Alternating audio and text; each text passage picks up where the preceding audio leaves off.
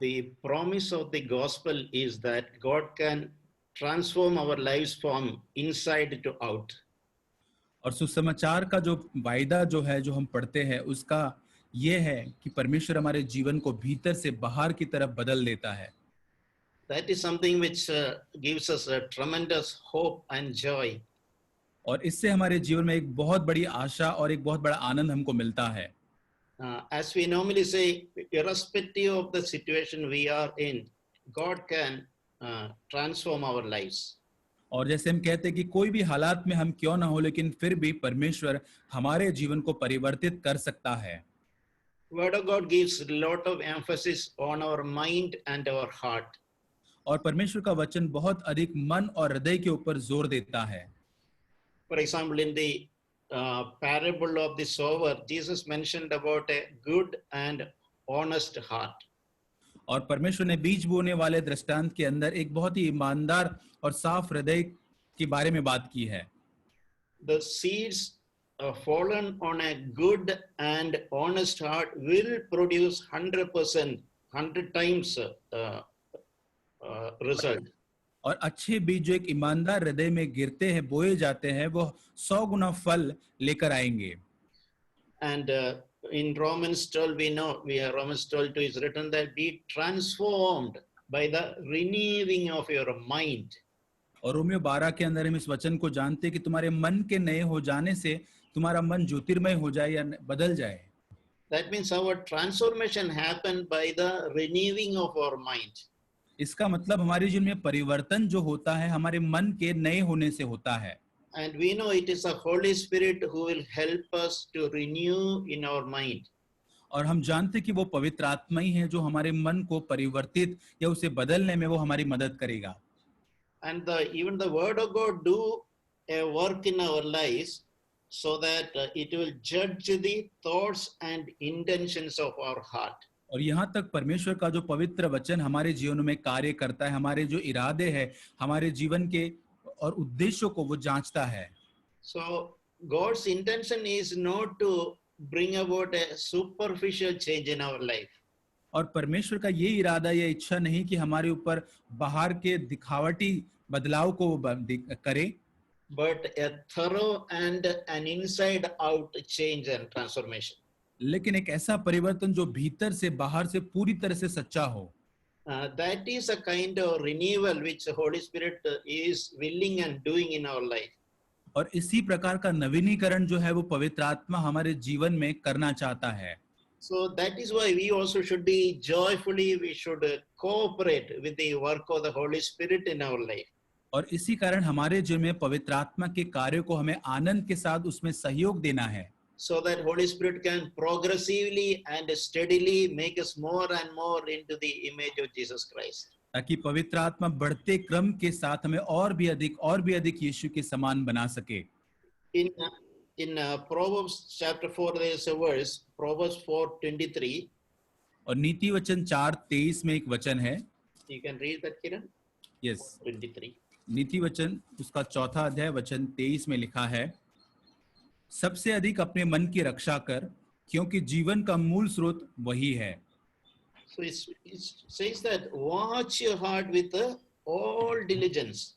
और यहाँ पे लिखा है कि अपने हृदय की मन की रक्षा हर रीति से हर यत्न के साथ हमको करने के लिए कहता है. And there is a reason given because the springs of life flow out of it. और उसका कारण यहाँ पर दिया गया है क्योंकि जीवन का मूल स्रोत जो है वो वही है. So that responsibility is given to us also to watch our heart with all diligence. और यहाँ पे लिखा हर यत्न के साथ हमको हमारे मन की रक्षा करने के लिए एक जिम्मेदारी हमको दी गई है. So that is a very important thing for all of us to that hidden area of our life, our minds and hearts, to preserve the way God wants us to preserve. और ये बहुत ही मुख्य बात है कि जैसे कि हमारे मन का छिपा हुआ हमारे जीवन का छिपे हुए मन जो हृदय है वो परमेश्वर के अंदर पूरी तरह से सुरक्षित बने रहे. Because everything is originated from there. क्योंकि हर जो चीज है जीवन की उसी से बाहर निकलती है.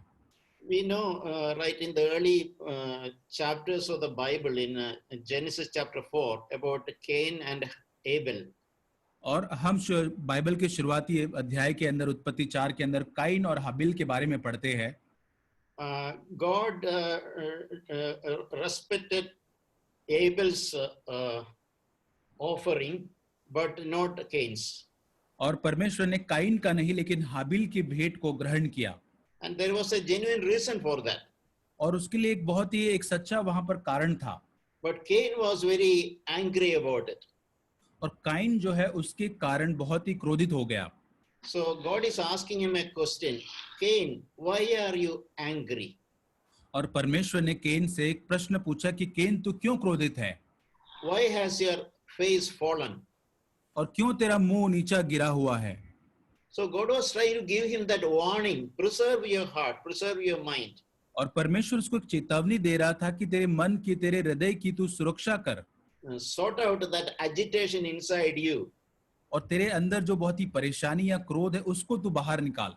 So in Genesis chapter 4, next verse 4:7, और उत्पत्ति उसका 4 अध्याय वचन 7 में, if you do well, will not your countenance be lifted up?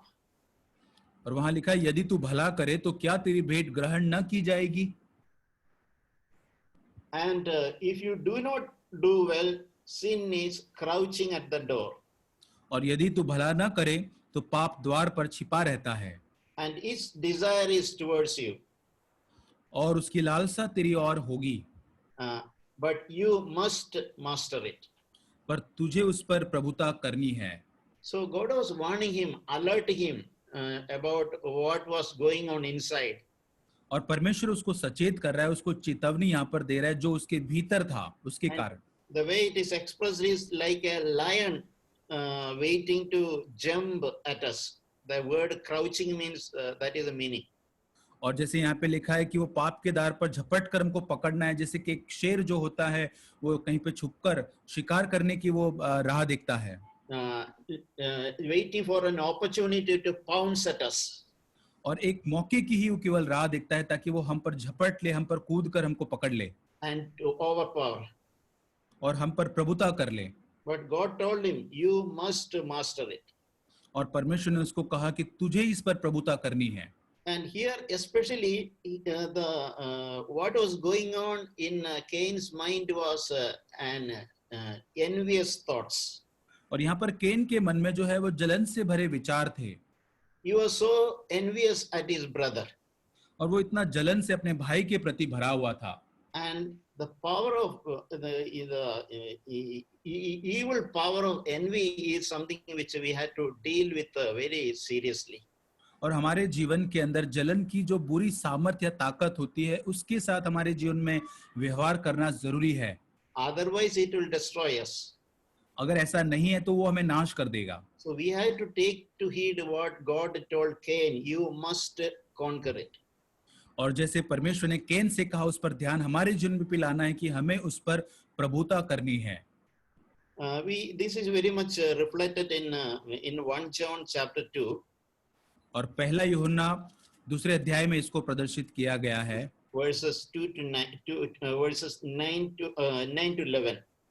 और 9 से 11 वचन में verse 9 reads, the one who says he is in the light and yet hates his brother is in darkness until now.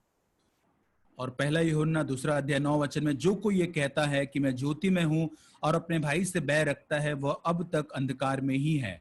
So it's such a clear statement which doesn't need any explanation. और ये बहुत ही साफ कथन यहाँ पे है, इससे कोई समझाने की इसमें जरूरत नहीं है। If you are harboring hatred or bitterness or contempt for our brother or anybody, we are in darkness. और यदि हमारे भाई या किसी भी अन्य व्यक्ति के लिए हमारे अंदर कोई भी घृणा है, क्रूरता है, नफरत है, तो हम अभी भी हम अंधकार में जीवन जी रहे हैं। And in the next verse it says that the one who loves his brother abides in the light and there is no cause for stumbling in him. और आगे के वचन में कहता है कि जो कोई अपने भाई से प्रेम रखता है वह ज्योति में रहता है और ठोकर नहीं खा सकता। So that means there is a lot of safety in seeking to love one another. और इसी कारण एक दूसरे से प्रेम करने के अंदर एक बहुत ही अच्छी सुरक्षा है। God's ways are always safe for us. और परमेश्वर के तरीके हमारे लिए हमेशा सुरक्षा के तरीके हैं। If you seek to love our brother, there is no cause for stumbling for myself. और यदि मैं अपने भाई से प्रेम करूंगा तो मेरे लिए ठोकर का कारण कुछ भी नहीं होगा। And see what is written in the next verse, verse 11. और 11 वचन में क्या लिखा है? The one who hates his brother is in the darkness, और जो कोई अपने भाई से बैर रखता है वह अंधकार में है, and he walks in the darkness, और वह अंधकार में चलता है, and he does not know where he is going, और वह नहीं जानता कि वो कहाँ जाता है, because the darkness has blinded his eyes. क्योंकि अंधकार ने उसकी आंखें अंधी कर दी है। So that is a very dangerous situation. और ये बहुत ही खतरनाक परिस्थिति यहाँ है। We are in the darkness, और हम अंधकार में हैं, and we do not know where we are going, और हम नहीं जानते कि हम कहाँ जा रहे हैं, and we ourselves don't know our destiny, where we are going to land, और हमें हमारी मंजिल भी नहीं पता कि कहाँ हम जाकर रुकेंगे, because we are allowed darkness to blind our eyes. क्योंकि हमने अंधकार को अनुमति दी है हमारी आंखों को अंधा करने के लिए। So this is not a very theoretical thing. और ये बहुत ही थियरी की बात ये नहीं है। We all would have tempted various situations in our life to be envious at somebody. और हमारे जीवन के अंदर हर एक कहीं ना कहीं पर हम किसी के प्रति एक जलन की भावना की परीक्षण में पड़ते हैं। I can very much relate to my own life. और मैं अपने जीवन के बारे में इसको मैं देख सकता हूँ। I remember a time when many years before, when I have a brother with whom I was associated, things were going well with him. और एक कुछ साल पहले की बात, एक भाई के साथ जिसको मैं जानता हूँ, उस भाई के साथ चीजें बहुत ही अच्छी चल रही थी। He was making good spiritual progress as compared to me. और मेरी तुलना के अंदर वो भाई जो है वो आत्मिक उन्नति बहुत अच्छे से उनकी हो रही थी। And I felt that he was more accepted by the people in the fellowship. और मुझे ये लगा कि कलीसिया के अंदर, संगति के अंदर इस भाई को ज्यादा स्वीकृति मिल रही है मुझसे अधिक। And I was very severely tempted to feel envy at him. और बहुत ही ज्यादा मेरे अंदर वो परीक्षण आया कि उसके बारे में, उस चीज के बारे में मैं जलन रखूं।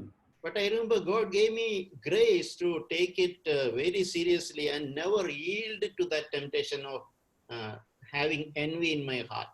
और मेरे जीवन में जानता हूँ कि परमेश्वर ने मुझे वो अनुग्रह दिया ताकि मैं मेरे हृदय के अंदर वो जलन की भावना के अधीनता में अपने आप को न सौंपूं। I remember I secretly, without anyone knowing, secretly praying to God. और मैंने गुप्त में किसी को न बताते हुए परमेश्वर से इस प्रकार प्रार्थना किया। I pray, Lord, I would rather be drowned in water with a millstone tied to my head than yield into this temptation of envy to my brother. और प्रभु से मैंने प्रार्थना किया कि प्रभु ये मेरे भाई के प्रति जो ये जलन की भावना रखने से बेहतर है कि प्रभु एक चक्की का पाट मेरे गले में पत्थर बांधकर मैं डूब जाना चाहूंगा। And I can testify that God has completely set me free. और मैं गवाही देना चाहता हूँ कि परमेश्वर ने मुझे पूरी तरह से आजाद किया उससे। I had such liberty in my heart, and I could rejoice to see that things are going well with him. और मैंने देखा कि मेरे हृदय में पूरी तरह से एक आजादी, स्वतंत्रता आई और उस भाई की प्रगति के अंदर मैं आनंदित हो सका। And with my power, it was not purpose; it was a work of the Holy Spirit in me. और ये मेरे सामर्थ्य से संभव नहीं था, ये तो पवित्र आत्मा का कार्य मुझ में था। So if we desire, God can. With God, nothing is impossible. और यदि हमारी इच्छा है तो परमेश्वर के साथ कुछ भी काम असंभव नहीं है। We can be completely free from envy.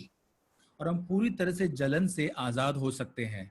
We know temptation is not sin. We all will be tempted. और परीक्षा में पढ़ना या परीक्षण में जब हम पढ़ते हैं वो पाप नहीं है। But yielding to temptation is sin. लेकिन परीक्षण में अपने आप को अधीनता में सौंप देना वो पाप हो जाता है। Paul is mentioning this in the book of Corinthians, 1 Corinthians chapter 3. पहला कुरिन्थियों 3 अध्याय में पौलुस इस प्रकार कहता है। Kiran, can you please read 1 to 3? पहला कुरिन्थियों 3 अध्याय 1 से 3 वचन। हे भाइयों, मैं तुमसे इस रीति से बातें न कर सका जैसे आत्मिक लोगों से, परंतु जैसे शारीरिक लोगों से और उनसे जो मसीह में बालक है।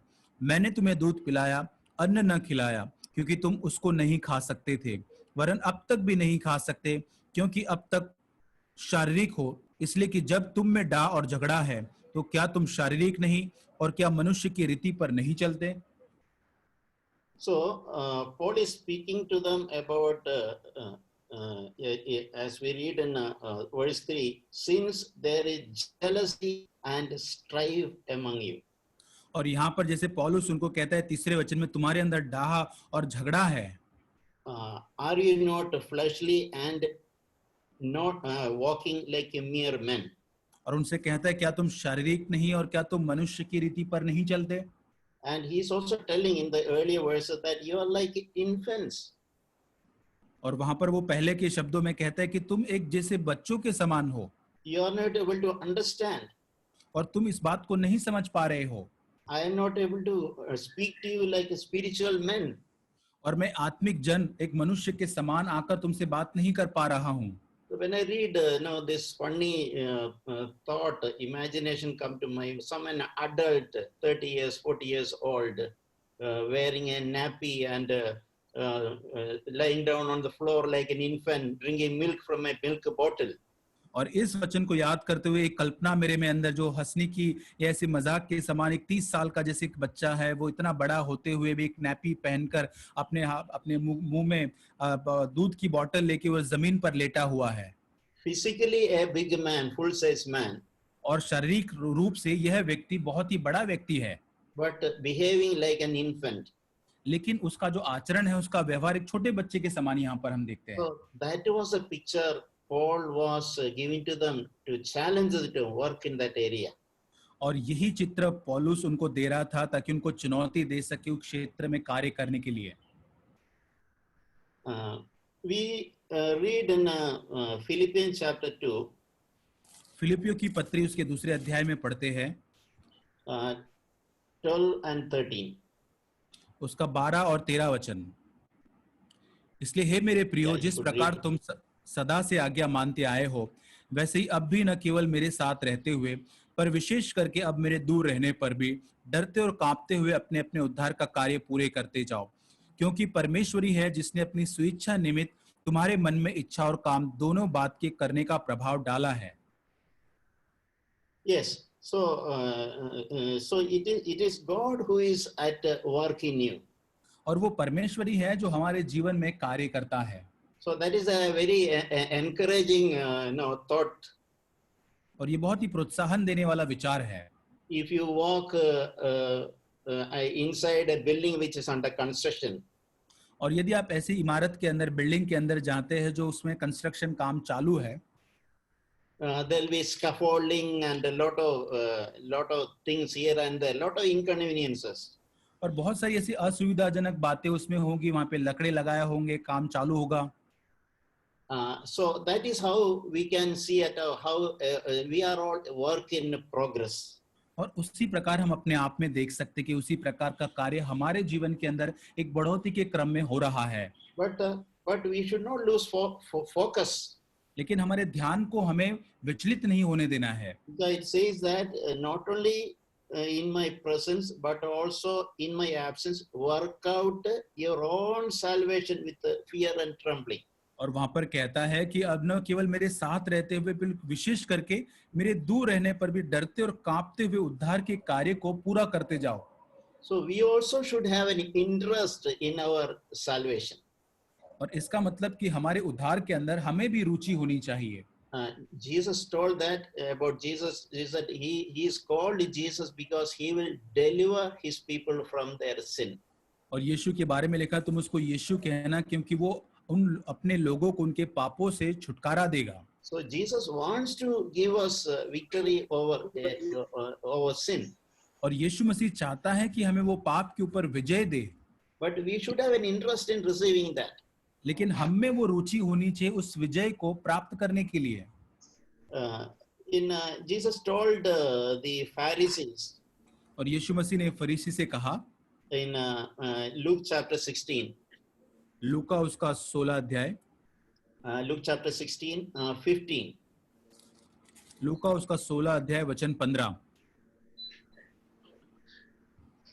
उसने उनसे कहा, तुम तो मनुष्य के सामने अपने अपने काम को धर्मी ठहराते हो, परंतु परमेश्वर तुम्हारे मन को जानता है, क्योंकि जो वस्तु मनुष्य की दृष्टि में महान है वह परमेश्वर के निकट घृणित है।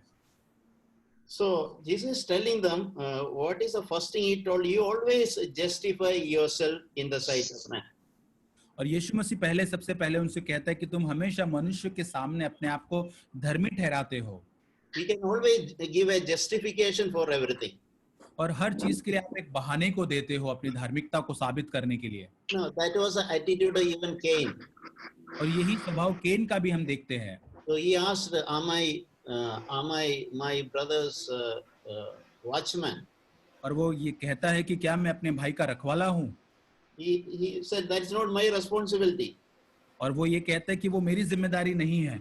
So that is why if you always justify ourselves, we will not make a progress. और यदि हम हमेशा अपने आप के लिए बहाना ढूंढते रहते, बहाना करते, तो हमारी प्रगति नहीं होगी। And Jesus continued to tell them, God knows your hearts. और यीशु मसीह उनको निरंतर ये कहता है, परमेश्वर तुम्हारे हृदय को जानता है। And that which is highly esteemed among men is detestable in the sight of God. और यहाँ पे लिखा है, जो मनुष्य की दृष्टि में महान है वो परमेश्वर की दृष्टि में घृणित है। So that is an important thing we should always remember. What is great, esteemed among men, that is detestable in the sight of God. और ये हमें जानना और याद करना बहुत जरूरी है कि परमेश्वर की दृष्टि में, हमारी दृष्टि में जो बातें महान है वो परमेश्वर की दृष्टि में घृणित है। So that is how we also should look at the things. और इसी प्रकार हमको चीजों की ओर देखना चाहिए। Detestable is a very strong word. और यहाँ पे घृणित जो शब्द है वो बहुत ही एक कठोर, बहुत ही एक मजबूत शब्द यहाँ पर इस्तेमाल किया गया है। No, it is something like we go to the toilet as early as possible. We will flush the toilet. और सबसे पहले जब हम शौचालय में जाते हैं तो उसको फ्लश करते हैं। That is because it is detestable. और यहाँ पर हम देखते हैं क्योंकि वो घृणित है। So that is how God sees things which are esteemed before man. और यहाँ पर इसी प्रकार हम देखते हैं कि कुछ चीजें जो है मनुष्य की दृष्टि में बहुत ही महान और ऊंची होती है। We read a verse in 1 Corinthians chapter 4, और पहला कुरिन्थियों चौथा अध्याय हम में देखते हैं, verse 5. उसका वचन 5। पहला कुरिन्थियों 4 अध्याय वचन 5। इसलिए जब तक प्रभु न आए, समय से पहले किसी बात का न्याय न करो। वही अंधकार की छिपी बातें ज्योति में दिखाएगा और मनों के अभिप्रायों को प्रकट करेगा। तब परमेश्वर की ओर से हर एक की प्रशंसा होगी। So it's interesting when we see Jesus, where Jesus will be focusing. और जब हम यीशु मसीह को देखते हैं तो हम देखते हैं कि यीशु मसीह का ध्यान किस बात पर लगा हुआ होता है। When the Lord comes, he will bring to light the hidden things. और वो ये कहता है कि वो अंधकार की छिपी बातें जो है वो ज्योति में दिखाएगा।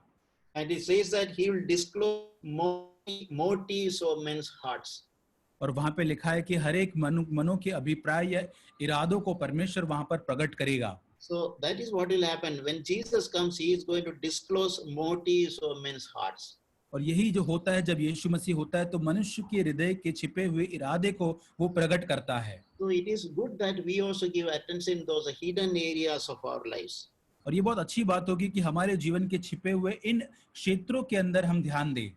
Our motives, और हमारे इरादे जो है, our intentions, और हमारी इच्छाएं जो है, our thoughts, हमारे विचार, these hidden things, these are what will be disclosed. और ये सारी जो छिपी बातें हैं वे ही उजागर होगी। So it's a joyful thing. If we have the heart of Jesus, we will cooperate with him to do that work in our life right now. और यदि हमारे अंदर यीशु मसीह का मन होगा तो हम उसके साथ यीशु का सहयोग देंगे इन क्षेत्रों के अंदर उसके कार्यों को करने के लिए इसी वक्त। So that we need not be put to shame when he himself need to disclose it. देखिए जब यीशु मसीह सारी चीजों को प्रकट करेगा या उजागर करेगा तो हम वहां पे शर्मिंदा नहीं होंगे उसके सामने। In James chapter 3, और याकूब की पत्री उसका 3 अध्याय 14 to 16, उसका 14 से 16 वचन। there are some powerful words written there. James 3 14 to 16. और याकूब 3 उसका 14 से 16, पर यदि तुम अपने अपने मन में कड़वी डाह और विरोध रखते हो तो सत्य के विरोध में घमंड न करना और न तो झूठ बोलना। यह ज्ञान वह नहीं जो ऊपर से उतरता है, वरन सांसारिक और शारीरिक और शैतानी है, क्योंकि जहाँ डाह का और विरोध होता है वहां बखेड़ा और हर प्रकार का दुष्कर्म भी होता है। So if there is a bitter jealousy and selfish ambition in our heart, we can understand, others cannot see it. और हम अपने हृदय के अंदर देखते कि हमारे अंदर एक बहुत ही तीव्र कड़वाहट है या एक स्वार्थीपन है, तो शायद हम उसको जानते लेकिन बाहर के लोग नहीं जानते। When I have jealousy and self-ambition, you may not be seeing that, but I know that, I can recognize it. लेकिन मेरे अंदर अगर कोई जलन है या स्वार्थ की भावना है तो मैं उसे जानता हूं, लेकिन आप उसको नहीं पहचान पाएंगे। But I should be honest before God, cry before God instead, Lord, set me free from it. लेकिन मुझे परमेश्वर के सामने बड़े ईमानदारी के साथ पुकारना है, प्रभु तू इस बात से मुझे छुटकारा दे। Instead of being arrogant and speaking lie against the truth. That's what is written there. और यहाँ पे ऐसा लिखा है कि जैसे कि हम सत्य के विरोध में बलवा करने वाले, उसका विरोध करने वाले न ठहरे। And in verse 16, where jealousy and selfish ambition exist, there is disorder and every evil thing.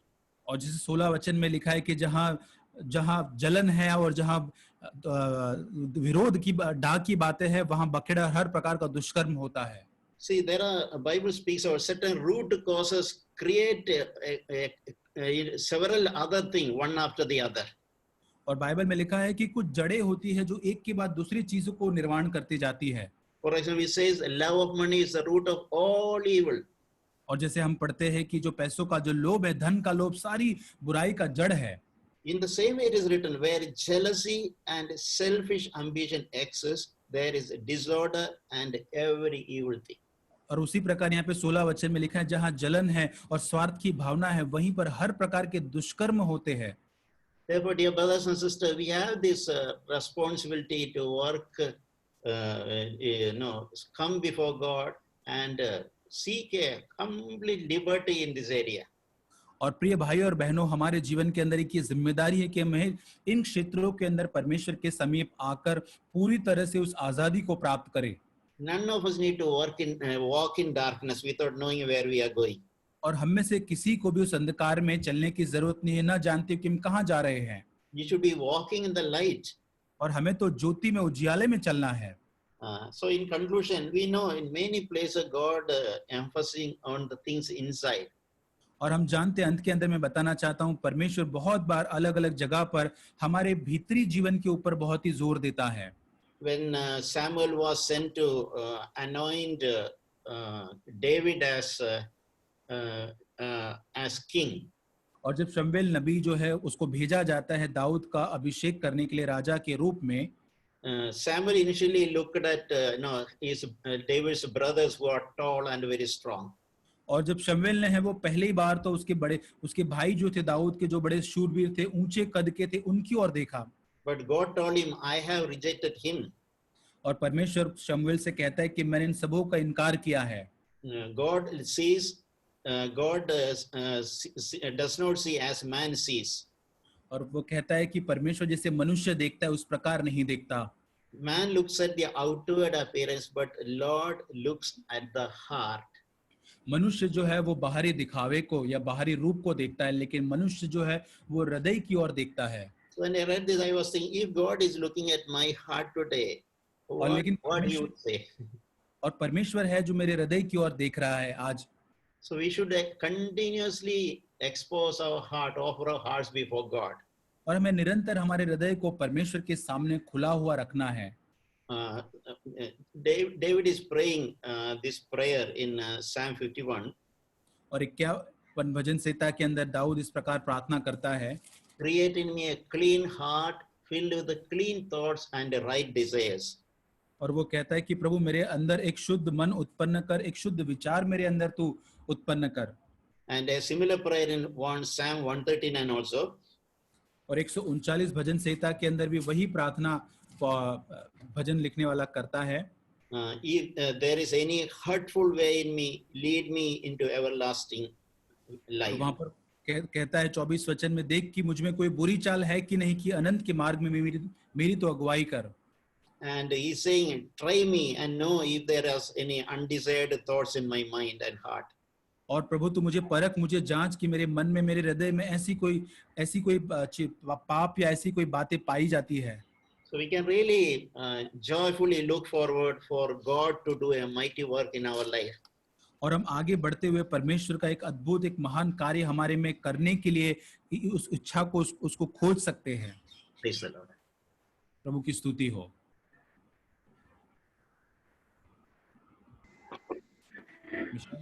I thank God for the words we heard today. Michelle. हाँ, और मैं धन्यवाद देता हूँ प्रभु को आज जो वचन हमने सुना उसके लिए. There is tremendous hope for us because Jesus has come in the world to save sinners. और हमारे लिए एक बहुत अद्भुत और बहुत बड़ी आशा है क्योंकि यीशु मसीह इस संसार में इसलिए आया कि वो पापियों का उद्धार करे. This is the first promise which God has given us in the new covenant. और नई वाचा में जो परमेश्वर ने हमें जो पहली प्रतिज्ञा दी है वो यही है.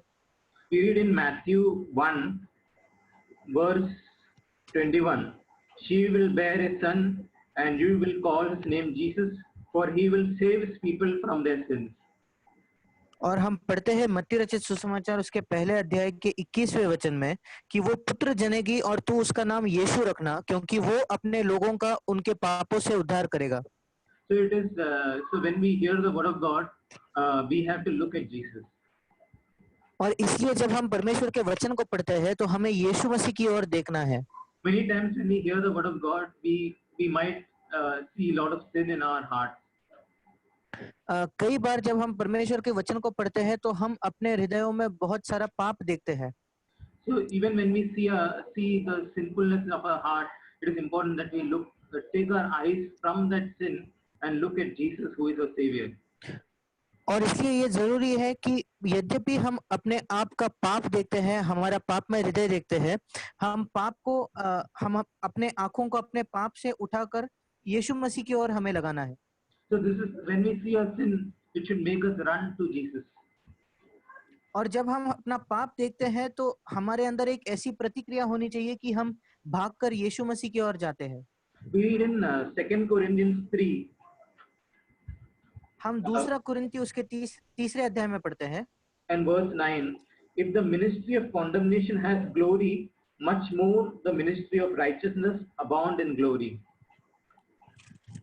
और दूसरा कुरिन्ती उसका तीसरा अध्याय और 9वां वचन, क्योंकि जब दोषी ठहराने वाली वाचा तेजोमय थी तो धर्मी ठहराने वाली वाचा और भी तेजोमय क्यों ना होगी. So in the old covenant, it was the ministry of condemnation. और पुरानी वाचा में जो वाचा थी वो दोषी ठहराने वाली थी.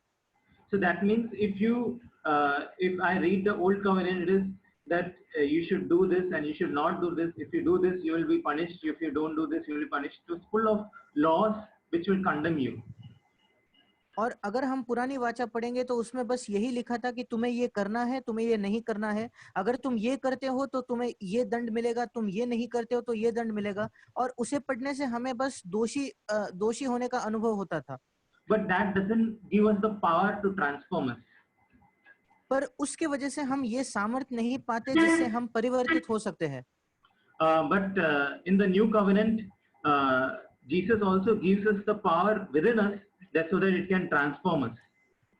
पर नई वाचा में यीशु मसीह हमारे अंदर ये सामर्थ्य भी हमें प्रदान करता है जिसके द्वारा हम परिवर्तित हो सकते हैं. That's why it is not the ministry of condemnation, but it is the ministry of righteousness. और इसलिए आज की जो ये सेवकाई है वो दोषी ठहराने वाली नहीं बल्कि वो धार्मिकता की सेवा है. But before we are made righteous, we have to honestly accept our condition before God. पर धर्मी होने से पहले हमें परमेश्वर के सामने ईमानदारी से हमारी जो परिस्थिति है उसको स्वीकार करना है. That is why in verse 16 it says, but whenever a person turns to the Lord, the veil is taken away. और इसलिए इसी अध्याय के 16वें वचन में ये लिखा है, परंतु जब कभी उनका हृदय प्रभु की ओर फिरेगा तब वो पर्दा उठ जाएगा. So when I come to the Lord, I don't need to have any veil on my face. और इसलिए जब मैं परमेश्वर के सामने आता हूँ तो मुझे मेरे मुख पर कोई भी पर्दा रखने की जरूरत नहीं है. For example, if God shows me that you have a bitter attitude towards one brother, I don't need to put a veil on my face and say, oh Lord, it is not that way. और इसलिए अगर परमेश्वर मुझे दिखाता है कि किसी एक भाई के प्रति मेरे मन में कड़वाहट है, तो मुझे अपने चेहरे पर पर्दा रखकर ये नहीं कहना पड़ता कि प्रभु नहीं नहीं, ये ऐसा नहीं है. But when I turn to the Lord, God will help me to remove that veil and I can look at him with unveiled face. क्योंकि जब मैं प्रभु की ओर फिरता हूँ तो प्रभु मुझे सहायता करता है कि मैं उस पर्दे को हटा दूं और बिना पर्दे के मैं उसके चेहरे को देख पाऊं. And when I can come with unveiled face, the Holy Spirit can show me the glory of Jesus. और जब हम एक उघाड़े चेहरे से प्रभु के सामने आते हैं तो पवित्र आत्मा हमारी सहायता करता है कि हम यीशु मसीह के तेज को देखने पाए. And in verse 18 it says, we all with unveiled face, beholding as in a mirror the glory of the Lord, are being transformed into the same image from glory to glory, just as from the Lord the Spirit. और 18वें वचन में ये लिखा है, परंतु जब हम सब के उघाड़े चेहरे से प्रभु का प्रताप इस प्रकार प्रकट होता है जिस प्रकार दर्पण में, तो प्रभु के द्वारा जो आत्मा है हम उस तेजस्वी रूप में अंश अंश करके बदलते जाते हैं. So it is not that I will be transformed in one moment, the whole transformation will take place. और इसलिए इसका ये अर्थ नहीं कि मैं एक ही क्षण में परिवर्तित हो जाऊंगा और मेरे अंदर सब कुछ बदल जाएगा. No, it is moment by moment, daily God will renew us in one degree of glory to another. नहीं, परंतु वो पल पल करके एक एक करके दिन प्रतिदिन परमेश्वर हमें एक स्तर से दूसरे स्तर पर ले जाएगा. But each day I have to hear the voice of God. पर प्रतिदिन मुझे परमेश्वर के वाणी को सुनना है. Every day I have to be able to look at the face of Jesus. हर दिन मुझे यीशु मसीह के चेहरे की ओर देखना है. I have to look at how holy he is, और मुझे ये देखना है कि वो कितना पवित्र है, how forgiving he is, वो कितना क्षमा करने वाला है, how much he has shown compassion towards me, उसने कितनी मेरे ऊपर दया की है, and how much undeserving I am to come before God. और परमेश्वर के सामने आने के लिए मैं कितना अयोग्य हूँ. So when I look at Jesus and when the Holy Spirit pours the love of God in my heart, I will be transformed.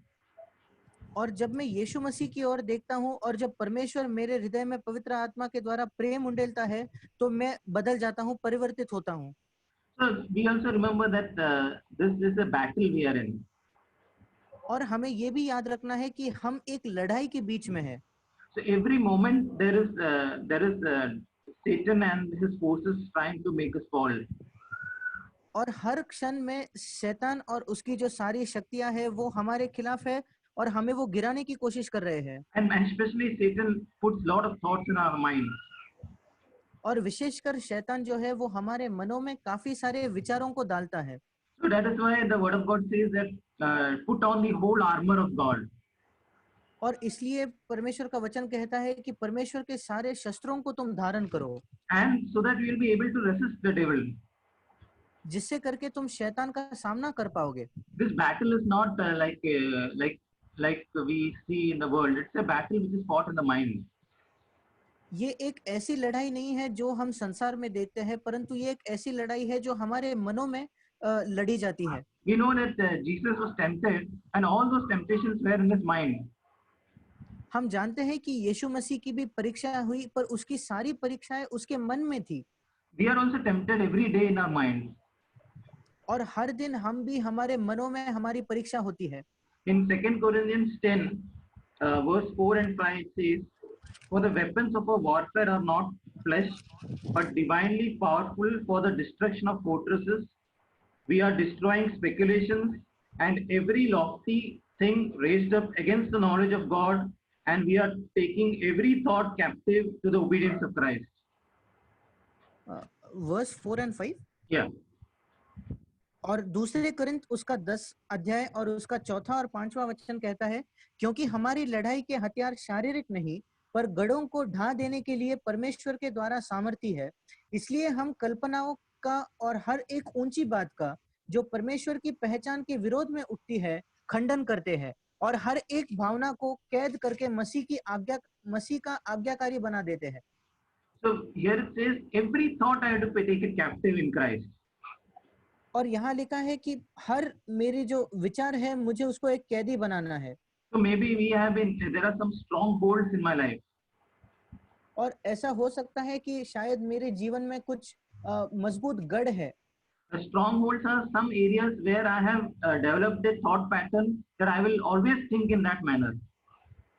और एक गढ़ ऐसा भी हो सकता है कि मेरा एक विचार करने का एक मेरी आदत हो गई है कि मैं हर समय इसी प्रकार से विचार करता हूँ। For example, if I have some brother comes to my mind, I will always think a negative thought about that brother. उदाहरण स्वरूप अगर एक व्यक्ति के बारे में, एक भाई के बारे में मुझे याद आता है तो मैं हर समय उसके बारे में कुछ नकारात्मक ही सोचता हूँ। That is a stronghold of bitterness in my mind. और ये मेरे मन में एक कटुता का गढ़ है। So God's Holy Spirit is able to break that stronghold from our lives. और परमेश्वर की जो पवित्र आत्मा है उसमें ये सामर्थ्य है और ये क्षमता है कि हमारे मन में ये जो गढ़ है उसको वो ढा दे। There can be a stronghold of lust in my mind. और मेरे मन में एक वासना की, एक लालसा की एक गढ़ हो सकता है। That means I cannot look at purity with any girl I look at. I cannot look at purity. और इसका मतलब जब मैं किसी भी स्त्री की और किसी भी लड़की की और शुद्धता से नहीं देख सकता। So God's Holy Spirit can break the stronghold so that I can be able to look with purity. और परमेश्वर का जो पवित्र आत्मा है वो उस गढ़ को ढा सकता है जिससे करके मैं पवित्रता से और शुद्धता से उनकी ओर देख पाऊं। I just want to encourage that Jesus came to save us from our sins. और मैं बस यही प्रोत्साहन देना चाहता हूं कि यीशु मसीह इसलिए आया ताकि वो हमें हमारे पापों से छुटकारा दे। And in Hebrews it says that He is able to save us to the uttermost. और इब्रानियों में लिखा है कि वो हमें संपूर्ण रीति से हमारा उद्धार करने के वो क्षमता रखता है। So whenever we see some sinful area in our life, we should come to Him and pour out our hearts before Him. और इसलिए जब कभी हम अपने जीवन में कोई भी पापमय क्षेत्र देखते हैं तो हमें यीशु मसीह के पास आना है और अपना हृदय उसके सामने रखना है। It says in Hebrews 12 that looking unto Jesus, the author and finisher of our faith.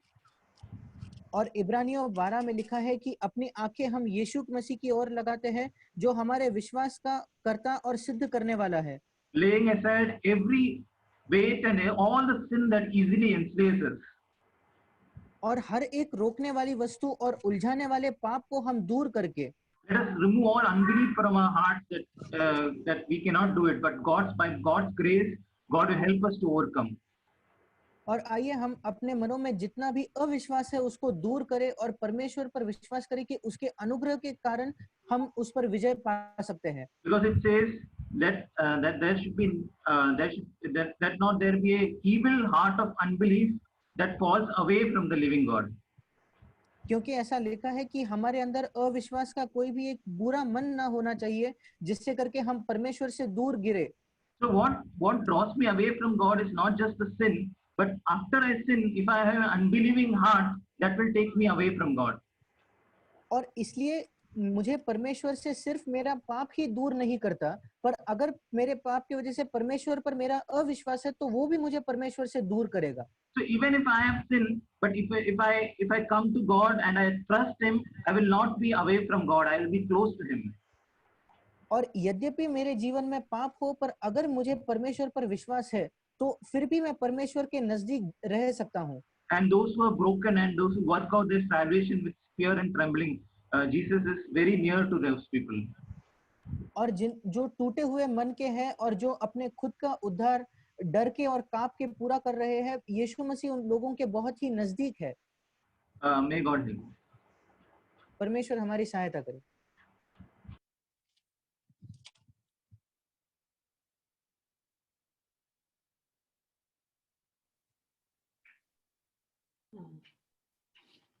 We heard about our inside life.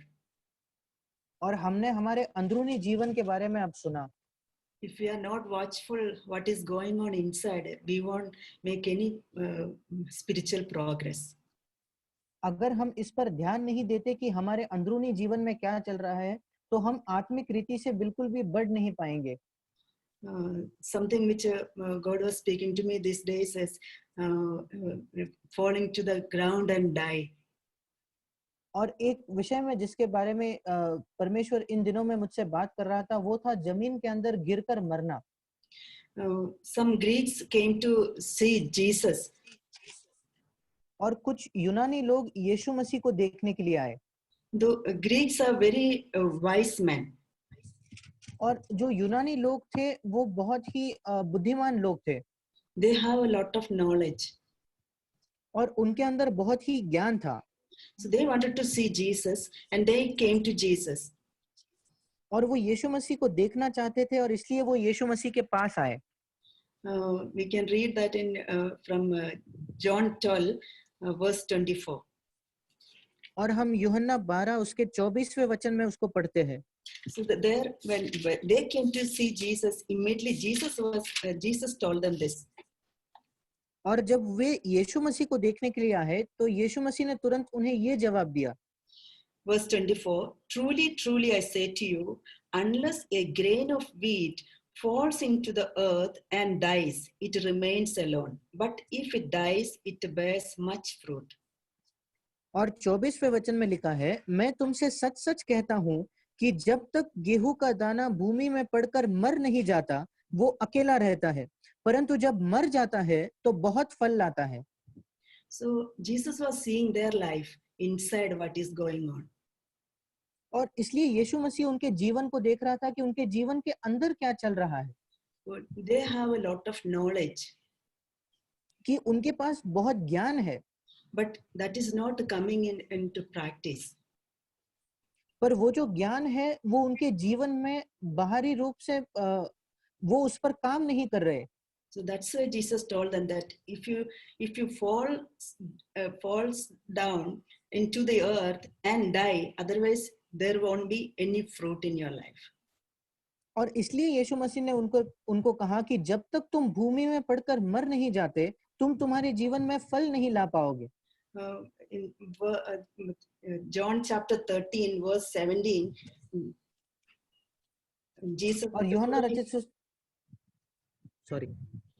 Jesus told to his disciples where after he washed their feet.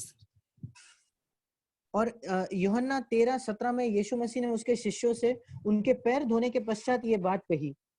If you know these things, you are blessed if you do them. वो कहता है तुम ये बातें जानते हो और यदि उन पर चलो तो धन्य हो। So Jesus explained to them and showed them how to humble themselves. But if you just by knowing this, you are not blessed. But by doing them, you are blessed. और यीशु मसीह ने उन्हें ये बात स्पष्ट की, समझा के बताई और ये करके भी बताया कि उन्हें नम्र होना है, पर ये बातें जानकर वो आशीष नहीं पा सकते, ये बातों को उन पर चलकर ही वो आशीष पा सकते हैं। So God was speaking to my life also that if you don't fall into the ground and die, there won't be any fruit in your life. और परमेश्वर मुझसे भी यही बात कर रहा था कि अगर तुम जमीन में पड़कर मरते नहीं तो तुम्हारे जीवन में कोई भी फल नहीं आएगा। So the same that Jesus was our example. और यीशु मसीह हमारा उदाहरण है। So every place, how he humbled himself, how he died to himself, his self-will, that we can see in many places. और हर जगह में, हर क्षेत्र में यीशु मसीह कैसे उसने खुद को नम्र किया, कैसे वो खुद की जो स्वयं की जो इच्छा थी उसके प्रति वो मरा, हम उसको देख सकते हैं। He was God, but still he came down as a man, as a bond servant. और वो परमेश्वर होकर भी यहाँ नीचे एक मनुष्य बनकर आया, एक सेवक बनकर आया, दास बनकर आया। I was seeing it like a staircase. और मैं इसको एक सीढ़ी के समान देख रही थी। He was on top of the सीढ़ी, the staircase. और वो उस सीढ़ी के बिल्कुल ऊपर था। That he came down to the last step. और उस सीढ़ी के ऊपर से वो नीचे उतरकर आखिरी सीढ़ी तक आ जाता है। How he came down like that? We can read it in Philippians 2:8. और वो किस प्रकार उन सीढ़ियों से नीचे आया, हम उसको फिलिपियों 2 अध्याय उसके 8वें वचन में पढ़ सकते हैं। being found in appearance as a man, he humbled himself by becoming obedient to the point of death, even death on a cross. और वहां लिखा है कि और मनुष्य के रूप में प्रकट होकर अपने आप को दीन किया और यहाँ तक आज्ञाकारी रहा कि मृत्यु, हाँ क्रूस की मृत्यु भी सह ली. So there it is, when that expression was really touched my heart, that he obedient to the point of death. और वहां ये जो एक छोटा सा वाक्य है इसने मुझे सचमुच छू लिया कि वो यहाँ तक आज्ञाकारी रहा कि उसने मृत्यु सह ली. So his obedience he completed by dying to himself. और उसकी आज्ञाकारिता उसने इस प्रकार पूरी की कि वो अपने आप के लिए मरा. So every day of his 33.5 years of life, he was fulfilling that obedience to his father by death. और उसके आयु के जो 33.5 साल थे उसके हर दिन वो परमेश्वर के आज्ञाओं को मान रहा था अपने आप को मरकर. So my obedience is complete only when I am died in any matter which God shows me, that complete only when I am died completely in that matter. और मेरी आज्ञाकारिता उसी समय पूरी होती है जब किसी भी क्षेत्र में जब परमेश्वर मुझे कुछ दिखाता है तो मैं पूरी तरीके से अपने आप को मरती हूँ. So whatever in any matter, whatever in any situation, what God is showing me, so God is seeing, maybe my actions may be right outside, people may be seeing that. और किसी भी क्षेत्र में किसी भी परिस्थिति में शायद बाहरी रूप पे मेरे जो काम है मेरे वो लोग सोचते होंगे कि वो सही है. But God is seeing my reaction going on inside. पर परमेश्वर मेरे अंदर जो प्रतिक्रिया चल रही है उसको देख रहा है. What is going on in my mind, in my thoughts?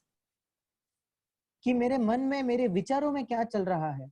So towards my husband, my children, to parents, many in-laws, many people are around us. So my action may be good before them. और मेरे पति के बारे में, मेरे बच्चों के बारे में, मेरे माता पिता के बारे में, मेरे सास ससुर के बारे में, मेरे शायद बाहरी रूप से मेरे जो काम है वो सही हो सकते हैं. But that the real that fight is going on inside, God is seeing. पर जो सचमुच लड़ाई चल रही है वो अंदर मेरे विचारों में चल रही है और उसको परमेश्वर देखता है. So there am I dying there? और क्या मैं मेरे विचारों में मर रही हूँ? So when I die completely there, then my obedience is complete. और जब मैं पूरी तरीके से वहां मेरे विचारों में मरती हूँ तभी मेरी आज्ञाकारिता पूरी होती है. Any situation coming that nothing is, my inside is very quiet, it's calm, then that obedience, that means I died there in that matter. अगर हर परिस्थिति में किसी भी परिस्थिति में मेरे अंदर मैं पूरी तरीके से शांत हूँ और अंदर एक शांति है तब मैं उस क्षेत्र में मेरे अंदर संपूर्ण रीति से मर गई हूँ. So many times I want to people to know that what I am going through, my suffering, what is I am, what is going, what I am going through. और कई बार ऐसा होता है कि मैं चाहती हूँ कि लोग भी इसको जाने कि मैं किस तकलीफ से गुजर रही हूँ. Somehow I will make known to them and that और किसी न किसी रूप से मैं वो प्रकट करने की कोशिश करती हूँ. That means I am not died inside. और इसका मतलब है कि मैं अंदर पूरे तरीके से अभी मरी नहीं हूँ. So really in my life I want to complete my obedience to the Father by dying to in each area of my life. और सचमुच मेरे जीवन में मैं परमेश्वर के प्रति मेरे आज्ञाकारिता को पूरा करना चाहती हूँ मेरे जीवन के हर क्षेत्र में मरकर. Amen. आमीन.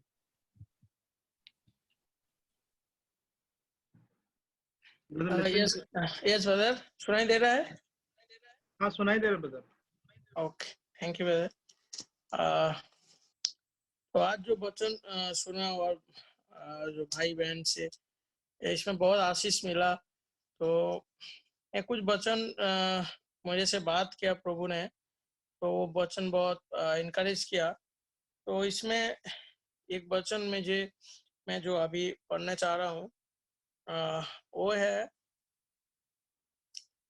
पहला यूहन्ना का चैप्टर 3 वर्स 23। ब्रदर कोई पढ़िए ना हिंदी में। हाँ, पहला यूहन्ना तीसरा अध्याय वर्स 23। पहला यूहन्ना तीसरा अध्याय उसका 23वां वचन। उसकी आज्ञा ये है कि हम उसके पुत्र यीशु मसीह के नाम पर विश्वास करें और जैसा उसने हमें आज्ञा दी है उसी के अनुसार आपस में प्रेम रखें। तो इस वचन में प्रभु जो उनका आज्ञा मीन्स यहाँ हमारा परमेश्वर का ये आज्ञा है, उसमें बोल रहा है कि उनका प्रभु को हम विश्वास करना है। पहले वही काम है, हम विश्वास करना है, विश्वास में मजबूत होना है। उसके बाद जो करना है तो एक दूसरे को प्रेम करना है। ये मीन्स ये हमारा एक एक्टिविटी है। तो हम एक पहले हमको विश्वास करना है, देन हम विश्वास के साथ और एक उनका एक्टिविटी जो है वो एक्टिविटी करना है, वो काम करना है। तो एक विश्वास देन हमको उसका काम मीन्स वो प्रेम करना है एक दूसरे को। तो हम जो प्रभु में आया है, हमको पहले विश्वास में मजबूत होके एक दूसरे को मदद करना है, एक दूसरे के लिए काम करना है। उसको प्रेम मतलब उसके सुख दुख में हम उसका साथ सब कुछ मिलके करना है, दूसरे को इनकरेज करना है। मीन्स हमारा अगर फेथ है लेकिन हमारा विश्वास नहीं है तो वो फेथ भी जाकोब में जैसे जाकोब जेम्स चैप्टर 2 वर्स 14 में जैसे बोला है कि हमारा पास फेथ है लेकिन वर्क नहीं है, देन वो फेथ डेड है। Faith without work is dead. तो इसीलिए हम जब प्रभु में चलने के लिए कोशिश करेंगे तो हमको पहले विश्वास में जीना है, उसके साथ उनका जो आज्ञा दिया है, जो काम करने का आज्ञा दिया है, वो काम में हमको आगे वो काम लेके आगे बढ़ना है। तो ये दोनों चीज एक साथ जब होगा तब हम प्रभु में और भी अच्छा से जी पाएंगे।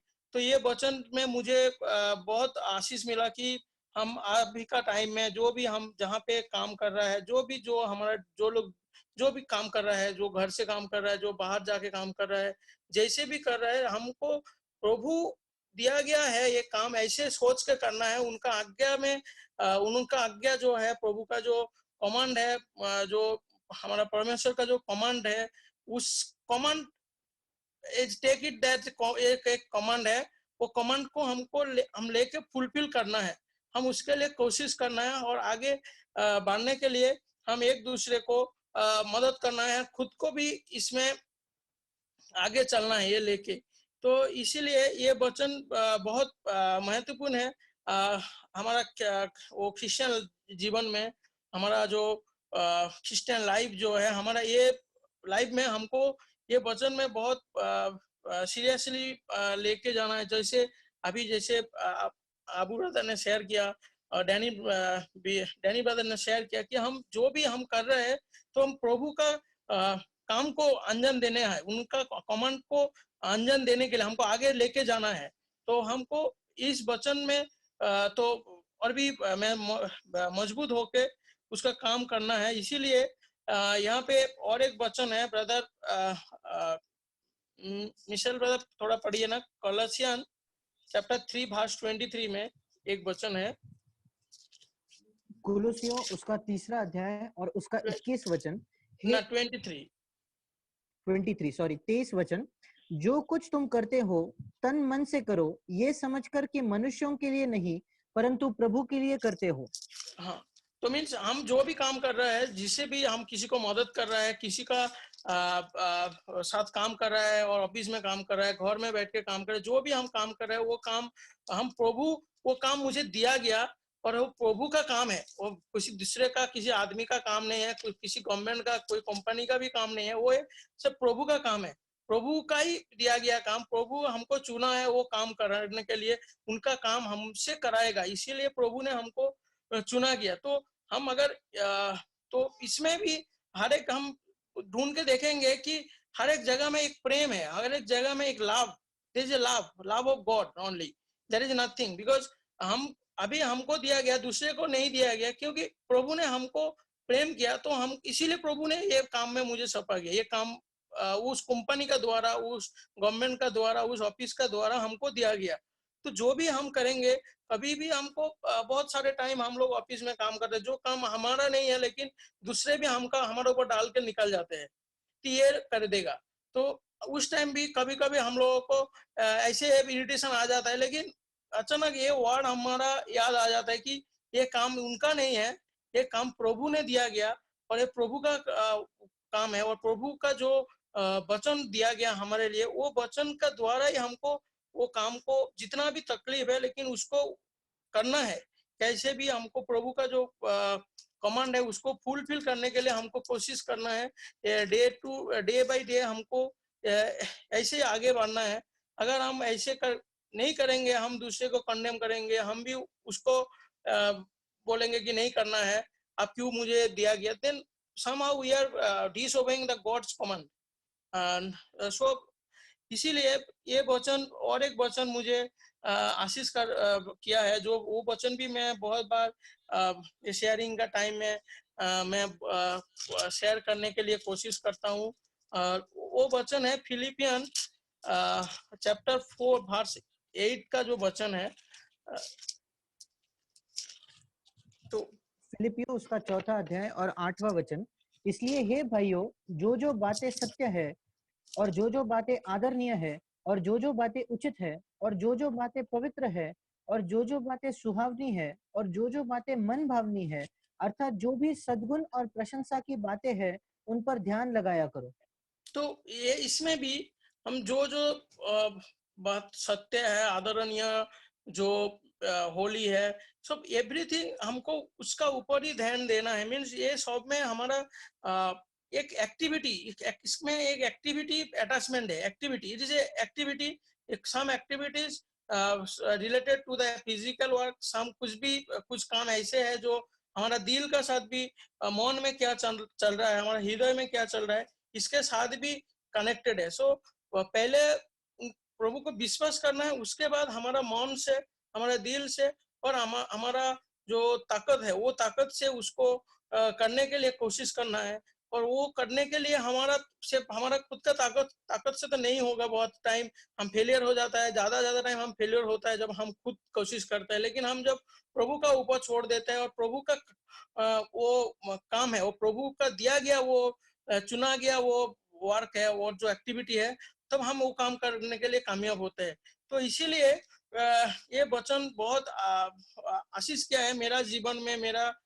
मैं जहाँ भी काम किया, प्रभु जैसे मुझे चला रहा है, तो इसमें बहुत सारे टाइम देखता है कि मेरा कोई सीनियर, इवन जूनियर भी वो ऐसे ये कर देता है कि वो करेगा, मेरा वो सीनियर है वो कर देगा, वो कैसे करेगा उनका बात है, हमारा क्या लेना देना।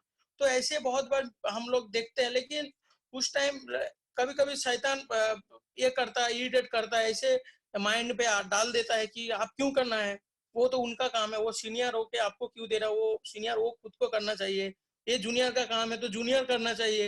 लेकिन प्रभु ने इधर हमेशा बोल रहा है, वचन में इनकरेज कर रहा है कि ये मेरा काम है, मैं तुमको दिया है, इनको दिया नहीं, और इनको असमर्थ किया होगा कैसे भी, इसीलिए आपका ऊपर वो काम सौंपा गया है।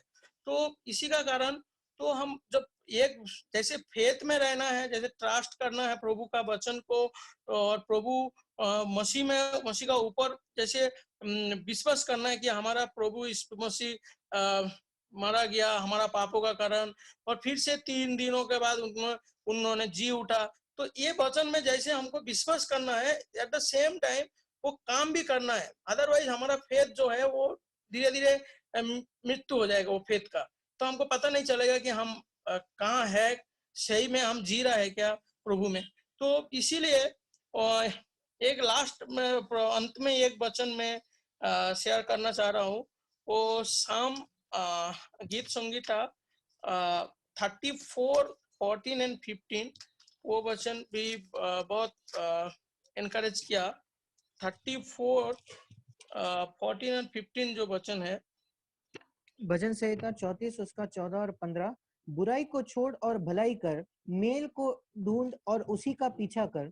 यहोवा की आंखें धर्मियों पर लगी रहती है और उसके कान भी उनकी दोहाई की ओर लगे रहते हैं। हाँ, तो इसीलिए जब हम एक कुछ काम करते हैं तो इसमें बहुत सारे काम ऐसे हैं जो खराब है, जो मंदा है, वो बुरा है, वो काम नहीं करना है। वो भी हम वैसे भी वो काम करे के बोलेंगे कि ये प्रभु मुझे दिया गया, वो हम कर देंगे, इसका मतलब ये नहीं है। वो शैतान का भी काम हो सकता है। इसीलिए जो सही नहीं लग रहा है, जो हमारा कॉन्सेंस जो है, हमारा जो विवेक है, हमारा जो पवित्र आत्मा जो हमको अगुवाई देता है कि ये काम तुम मत करो, तो वो भी हमको सोच के चलना है, प्रभु का ऊपर, प्रभु में प्रेयर करना है, प्रभु का होली स्पिरिट का गाइडेंस मांगना है कि ये बुरा है क्या ये सही है। अगर ये बुरा लग रहा है तो वो उसमें उससे दूर रहना है उससे, क्योंकि बहुत सारे टाइम हम लोगों को बहुत सारे जगह में बहुत बार लोगों ने टेम्पटेड करता है, ऐसे मनी मैटर्स में कभी ब्राइब लेने के लिए इनकरेज करता है। तो वो हम सोचेंगे कि नहीं ये प्रभु मुझे दे रहा है, मेरा अभी फाइनेंशियल कंडीशन बहुत खराब है तो प्रभु मुझे वो मनी सप्लाई कर रहा है, ऐसे सोच के हम करेंगे तो ये प्रभु के लिए नहीं है, वो एक शैतान का में एजेंडा बन जाएंगे। तो इसीलिए वो बुरा काम है, तो उससे दूर रह के जो अच्छा है उसको करना है, और उसके साथ हमारा पीस जो है उसको ढूंढना है कि हम इसमें पीस है क्या, हमारा अंदर वो हम काम करने के बाद हमको सेटिस्फेक्शन मिल रहा है क्या, हम प्रभु को हम एक मन से धन्यवाद देने के लिए हमारा मन से आ रहा है क्या, क्या नहीं मुझे बहुत घृणित लग रहा है, मुझे बहुत नीच लग रहा है। तो अगर ऐसे हो रहा है मीन्स वो मन वो काम बुरा था, लेकिन हम ऐसे सोच के कर लिया जैसे शैतान मुझे उसमें उनका जय हो गया, प्रभु को मैं दुखी पहुंचाया। तो इसीलिए हमको इसी में बोला गया कि धार्मिक का प्रति प्रभु का हमेशा उनका दृष्टि रहता है, उनका आंख रहता है ऊपर से, वो हेवन से उन्होंने देख रहा है कि कौन धार्मिक है। और अगर वो धार्मिक है तो उनके लिए भी उसमें 19 में बोला गया सेम चैप्टर में कि धार्मिक के लिए बहुत मुसीबत आता है, लेकिन प्रभु हर एक जगह में उनका आशीष करता है, उनको उद्धार करता है।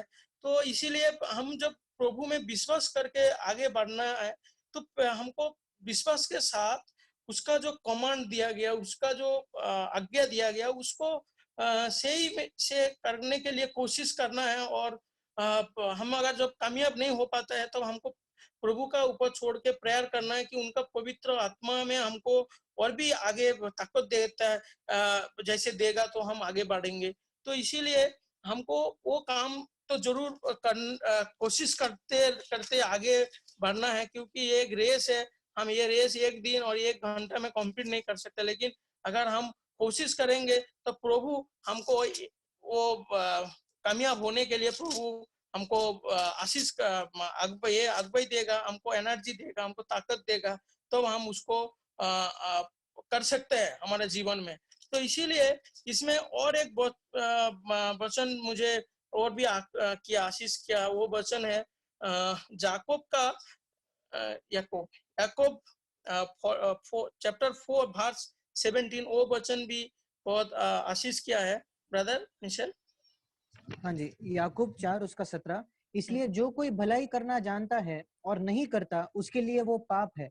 हाँ, तो फाइनली जो हमको पता है कि ये काम करना चाहिए, ये काम अच्छा काम है, उसको करना चाहिए, लेकिन हम उसमें भी कोई एक्सक्यूज दे के निकल गया, तो इसका मतलब है कि हम पाप किया, हमारा खुद के अगेंस्ट में मैं पाप किया।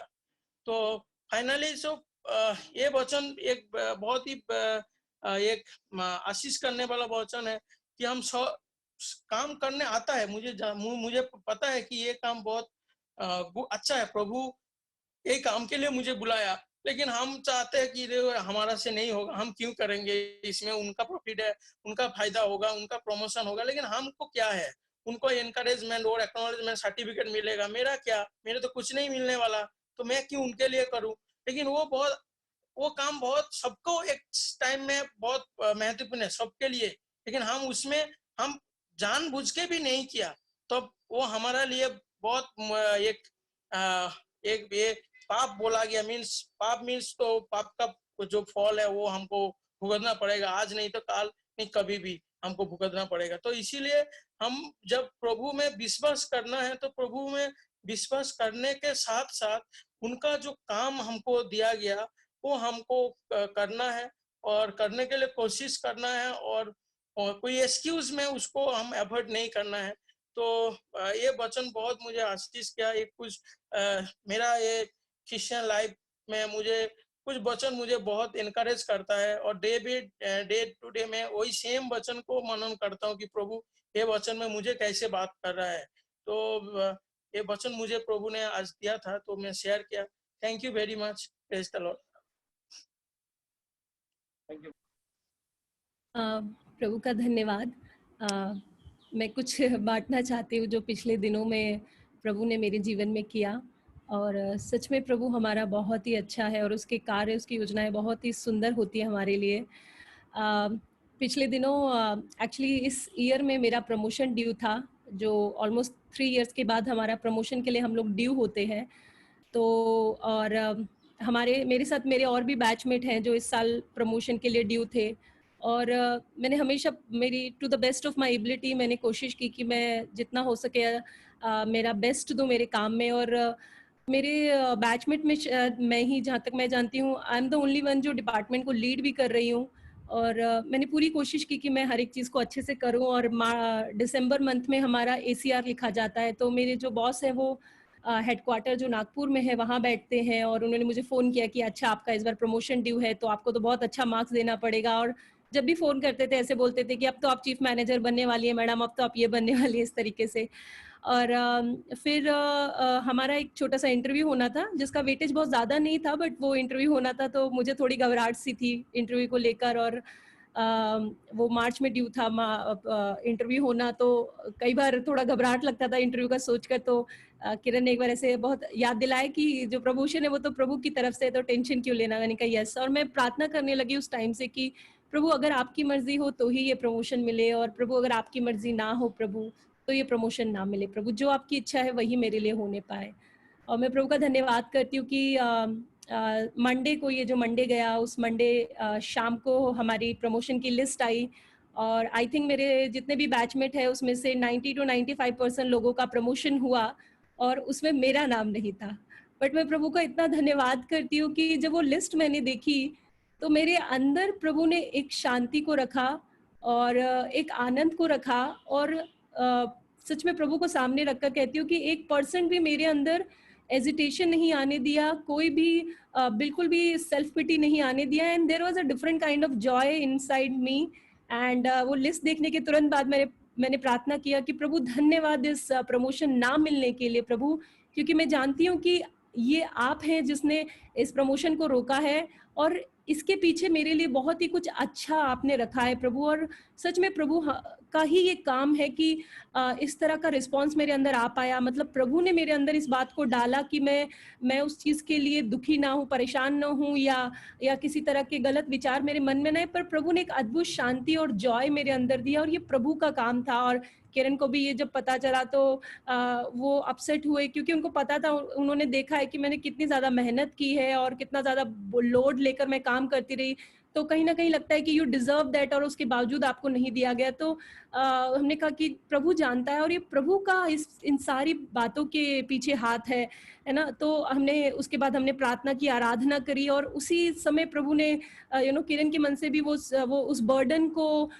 दूर किया, और एक आनंद से भरा और इस अश्योरेंस से भरा कि it is me who is working behind the scene, and it is I am the sovereign God. प्रभु सारी चीजों पे प्रभुता रखता है हमारे जीवन में। जो कुछ भी होता है वो प्रभु की मर्जी के बिना नहीं होता, और अगर डैडी ने इस चीज को अलाउ किया है हमारी लाइफ में तो वो हमारे लिए अच्छा है। और मैं देख पा रही थी कि प्रभु अगर मेरा प्रमोशन हो जाता तो ये जो चीज मैं मेरे अंदर महसूस कर पा रही थी ये शायद मैं नहीं कर पाती, क्योंकि ये बहुत ही अलग था। आई मीन आप हो सकता है दुनिया की नजर में आप फेलियर हैं, हो सकता है आपके बैचमेट आपको डिस्पाइज करें कि देखो अरे हमारा प्रमोशन हो गया, हम तुमसे ऊपर चले गए और तुम तो पीछे ही रह गए, लोग आपको हो सकता है डिस्पाइज करें। पर उस सब के बावजूद प्रभु इस सिचुएशन में जो एक आपने एक आनंद दिया है और एक रेस्ट दिया है, एक पीस दिया है लॉर्ड, वो बहुत अद्भुत है, जो शायद मैं नहीं पा पाती, जो अगर मैं खो देती अगर मुझे ये प्रमोशन मिलता। बट इस सिचुएशन में एक बहुत ही अद्भुत काम जो प्रभु आपने मेरे अंदर किया वो बहुत ही अद्भुत है परमेश्वर पिता। और अगले दिन मेरे बॉस का फोन आया और उन्होंने मुझे बोला कि सॉरी, मैंने ट्राई किया था कि आपका भी हो जाए पर नहीं हो पाया क्योंकि मैनेजमेंट ने बहुत परसेंटेज कम रखा था, कम लोगों को देना था। तो मैंने हंस के उनसे कहा सर कि इट्स ओके सर, आप जानते हैं सारी चीज़ों को, मैंने जैसे भी काम किया है। और मैंने उनको कहा कि सर हमारे बाइबल में लिखा हुआ है कि जब आप काम करें तो ऐसे करें कि आप परमेश्वर के लिए करते हो, मनुष्य के लिए नहीं। तो सर मैंने इतने सालों में जो भी काम किया है मैंने मेरे परमेश्वर को सामने रखकर किया है। मैं घर पर भी अभी काम कर रही हूँ इन दिनों, तो आप भले ही ना देख रहे हो पर मेरे लॉर्ड मुझे हमेशा देख रहे हैं और मैं उनके लिए काम कर रही हूँ। और मैंने उनको कहा कि सर आप बिल्कुल टेंशन मत लीजिएगा, आप ये मत सोचिएगा कि मेरा प्रमोशन ड्रॉप हुआ है तो मैं काम नहीं करूंगी या मैं मुंह फुला लूंगी। बट मैं आज भी इमीडिएटली नेक्स्ट डे है, मैं फुल प्रूफ वैसे ही काम करूंगी जैसे कल से मैं पिछले दिन से काम कर रही थी। और मेरे सर ने जब सुना तो ही वॉज वेरी हैप्पी कि really I am very happy आपका रिस्पॉन्स देखकर। और मैंने सोचा नहीं था, and it's a very good approach जो आपके मन में है, आपने कहा। और उसके 2 दिन बाद फिर उन्होंने मुझे किसी काम के लिए किया फ़ोन, और काम की बात करने के बाद उन्होंने फिर मुझे बोला कि मैडम मुझे आपकी वो बात बहुत अच्छी लगी जो उस दिन आपने बोली थी, और सच में मुझे लाइफ टाइम ये बात याद रहेगी जो आपका एक रिस्पॉन्स था। क्योंकि मुझे ऐसा लगा था मैं आपको फ़ोन करूंगा तो शायद आप मेरा फ़ोन नहीं उठाएंगी, आप मुझसे नाराज़ होंगी कि आपने मेरा क्यों प्रमोशन ड्रॉप कर दिया। बट आपका जो एक एटीट्यूड था या जो अप्रोच थी वो बहुत अलग थी। और यहाँ पे भी वो बता रहे थे नागपुर में भी कुछ लोग हैं जिनका प्रमोशन नहीं हुआ, तो वो सर से मिले होंगे तो वो बहुत ही नाराज थे, अपसेट थे। तो उन्होंने कहा कि मैंने उन लोगों को आपका एग्जाम्पल में दे पाया कि हमें डिसहार्टन नहीं होना है और एक सही अप्रोच किस तरीके से होनी चाहिए अगर नहीं भी होता है तो वो चीज़ उन्होंने कही। तो मैं प्रभु का धन्यवाद करती हूँ कि अगर मुझे प्रमोशन मिल जाता तो ये सारे एक्सपीरियंस जो मैं कर पाई, देख पाई, वो शायद मैं नहीं देख पाती। और प्रभु का धन्यवाद कि इस दुनिया की नज़र में ये फेलियर है, बट मैं जानती हूँ कि मेरे अंदर जो प्रभु ने काम किया वो मेरे लिए एक विक्ट्री है। तो प्रभु ने ये जो भी हुआ उसके द्वारा मुझे एक मौका दिया कि मैं मेरे बॉस के सामने टेस्टिफाई कर सकूं और वचन से उनको बता सकूं that we are the children of God and we work not for the promotion but we work for our Lord. तो प्रभु का मैं धन्यवाद करती हूँ। और सच में ये सिर्फ प्रभु की बढ़ाई के लिए मैं शेयर करना चाहती हूँ कि प्रभु चाहे तो हमारे भीतर अद्भुत कार्य कर सकता है, और ये प्रभु ही है। मतलब the peace and the joy of God is above every situation. और प्रभु ने मुझे ये वचन से भी सिखाया कि जैसे लूक 16:15 में लिखा है, the things which are highly esteemed among the people is abomination before the sight of Lord. जो चीजें लोग बहुत एस्टीम करते हैं, हो सकता है प्रमोशन है, पैसा है, ऑनर है, बट वो प्रभु की नजरों में घृणित है। और किन चीजों को प्रभु वैल्यू करते हैं, मुझे भी आज उन्हीं चीजों को वैल्यू करना है। और सच में ये प्रभु है जिसने मेरे मन को पहले से तैयार किया। रिजल्ट भी आने में देर हो रहा था तो मेरे को कोई पहले से ही प्रभु ने उस डिटैचमेंट को मेरे अंदर चालू कर दिया था। तो ये प्रभु का काम है जो प्रभु हमने मेरे हृदय में किया। और जैसे भाई मृत्युंजय भी शेयर कर रहे थे तो मैं इजीली को रिलेट कर सकती हूँ कि ऑफिस में बहुत बार होता है, आप पे काम डाल दिया जाता है। मैंने भी इस चीज को शेयर किया है कि लोग सपोर्ट नहीं करते हैं, आपके ऊपर काम पे काम डाल दिया जाता है और कैसे भी करो हमें नहीं पता, इस तरह की चीजें होती है। बट उस समय में हमें ऐसे ही करना है कि हमें प्रभु के लिए करना है और प्रभु हमारी सहायता करेगा। एंड ये जो अर्थली रिवॉर्ड है उन चीजों से बढ़कर प्रभु मदद करे कि हम उन हेवनली रिवॉर्ड की तरफ देखें और उससे बेहतर प्रभु हमारे भीतर आप अपने कार्य को करें। तो सच में परमेश्वर से सारी बातें संभव है। जो प्रभु ने मेरे जीवन में कार्य किया, हम दोनों के किरण, और मेरे जीवन में भीतर हमारे अंदर प्रभु ने जो कार्य किया वो बहुत ही अद्भुत है। And I am very thankful and grateful and I really want to praise God for everything which God has allowed in our life, because I know that is for our good only. तो प्रभु का धन्यवाद कि सच में हमारा प्रभु बहुत भला है और हमें एक बच्चे की तरह प्रभु पर विश्वास करना है कि डैडी आप जानते हैं कि मेरे लिए क्या अच्छा है। God knows the timing and he knows everything what is best for us. हमें लगता है कि नहीं हमें ये मिलना चाहिए, we don't deserve anything. हमें कभी नहीं सोचना चाहिए कि हम डिजर्व करते हैं, we don't deserve anything. Whatever we have, हमारा जॉब, पैसा, घर, हेल्थ, सब कुछ प्रभु की तरफ से एक गिफ्ट प्रभु ने हमें दिया है। तो उसके लिए भी धन्यवाद। जो कुछ भी हम एंजॉय कर पाते हैं हमारी लाइफ में, उसके लिए प्रभु का धन्यवाद। और अगर प्रभु कोई दरवाजे बंद करता है तो उसके लिए भी धन्यवाद, क्योंकि पिता तू जानता है कि हमारे लिए बेस्ट क्या है। तो मैं प्रभु की महिमा के लिए इस गवाही को शेयर करना चाहती हूँ कि प्रभु सच में बहुत भला है और प्रभु के कार्य बहुत ही अद्भुत है। तो प्रभु को सारी महिमा मिले इन बातों में। आमीन।